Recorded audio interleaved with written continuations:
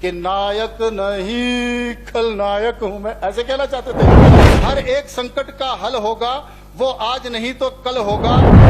सबकी भावनाओं का पूरा आदर करते हुए चर्चा की शुरुआत करता हूं। जिस दिन बजट पेश होना था, दुर्भाग्य से मैं यहां पर नहीं था। मेरे साथ ट्रेजेडी हुई, मेरे को घर जाना पड़ा। 17 तारीख को माननीय मुख्यमंत्री जी ने बजट पेश किया, लेकिन जब उस ट्रेजेडी से हम उभरे 1-2 दिन बाद, जब मैंने यूट्यूब पे और अन्य उस पे जो है वो लाइव भाषण देखा, माननीय मुख्यमंत्री जी की अपीयरेंस देखी, सबसे बड़ी बात थी इनकी अपीयरेंस की। हाउस में एंटर तब हुए, आप तो 2.25 मिनट बैठे रहे माननीय चेयर पर, और ये फर्स्ट टाइम एवर हुआ है। इसी आसन पर विठल भाई पटेल भी बैठा करते थे, जिसका कलर भी अब चेंज हो गया है, जो 40-50 साल ऐसे ही चलता रहा और व्यवस्था परिवर्तन हुई और चेंज हो गया। लेकिन ये कलर तो वही है, वो नहीं महरूम हो गया पीछे, बड़ा अच्छा जचता था वो। ये थोड़ा गलत हट गया था, पर आपका वो अधिकार क्षेत्र है, आप कर सकते हैं। लेकिन जिस तरह से माननीय मुख्यमंत्री, मैं कलर आपके साथ रख रहा हूं, जिस तरह से माननीय मुख्यमंत्री जी की एंट्री हुई, तो जो गब्बर का डायलॉग माननीय रणधीर जी ने दिया कि नायक नहीं खलनायक हूं मैं, ऐसे कहना चाहते थे। ये इस तरह से जैसे अंदर आए, तो वो एक तरह का अलग व्यवस्था परिवर्तन था, मैं इतना ही कहना चाहूंगा। और इसमें इन्होंने एक श्लोक जो है वो बड़े जबरदस्त तरीके से निकाला, और जिन्होंने बजट बुक बनाई है वो बड़े विद्वान लोग हैं, इनसे तो पढ़ाया गया। इन्होंने जो है वो कर्म पे और निष्काम कर्म पे बोला कि फल की इच्छा ना करो। इसको ये भी कह सकते थे कि कर्मण्यवाधिकारस्ते मां फलेषु कदाचन, और आगे फिर और बढ़ जाते। लेकिन इनसे एक यूट्यूबर का जो है वो उठवाया गया, और विद्वता देखो उनकी, जिन्होंने ये बुक छापी है।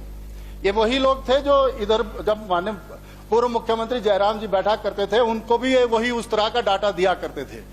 और उस बंदे ने कितनी मास्टरी करी कि बीच से कंटेंट उठाया। उसने ये कहा था कि हर संकट का हल होगा, शुरुआत ऐसे है उसमें, और आज नहीं तो कल होगा। और आगे देखिए आप, फिर जब सुखविंदर सिंह सुक्खू जी ने स्टार्ट करा, तो इन्होंने भगवान श्री कृष्ण को भगवान न मानते हुए श्री कृष्ण करके ऐसे करके शुरुआत करी है, जो मैं पढ़ रहा था उस टाइम। तो इन्होंने कहा कि श्री कृष्ण जी ने साफ कहा है कि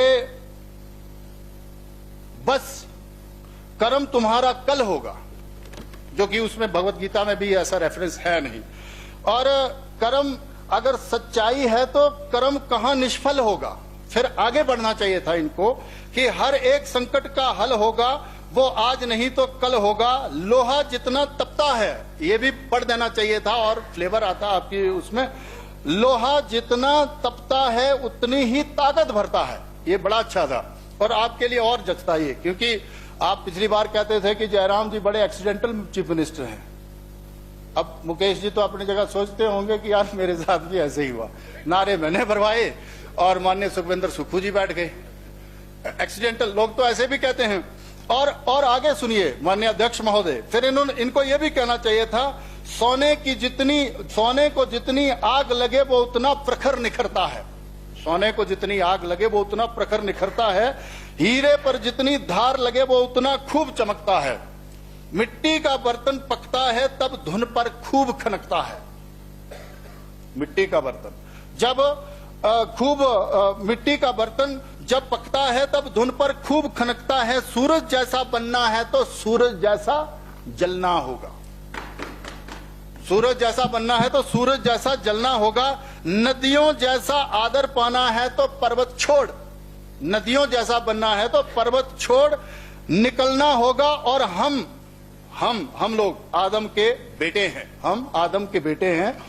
क्यों सोचे राह सरल होगी, ये माननीय मुख्यमंत्री जी को जरूर कहना चाहिए। इनके लिए राहें बड़ी दुश्मन है, क्योंकि अभी भी विक्रमादित्य जी का मैं एक पोस्टर देख रहा था होल्डिंग। मैं हीरानगर से क्रॉस हुआ और घनाटी की तरफ बढ़ रहा था, आगे की तरफ बढ़ रहा था। विधायक जनता के द्वार ऐसा करके कुछ आपने कार्यक्रम चलाया है। इनकी कुंठा भी देख लीजिए, इन्होंने माननीय मुख्यमंत्री जी को होल्डिंग से गायब कर दिया।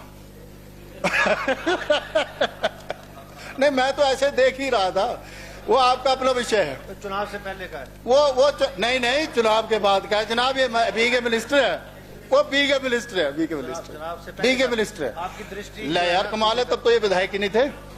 चलो जैसे भी है पर नहीं है, जैसे भी थे पर नहीं है, चलो नहीं, जैसे भी नहीं है वो आप जानते हैं, मैं जानता हूं, उसमें काहे को जाना। तो मैं अपना डायलॉग जो है वो पूरा करता हूं।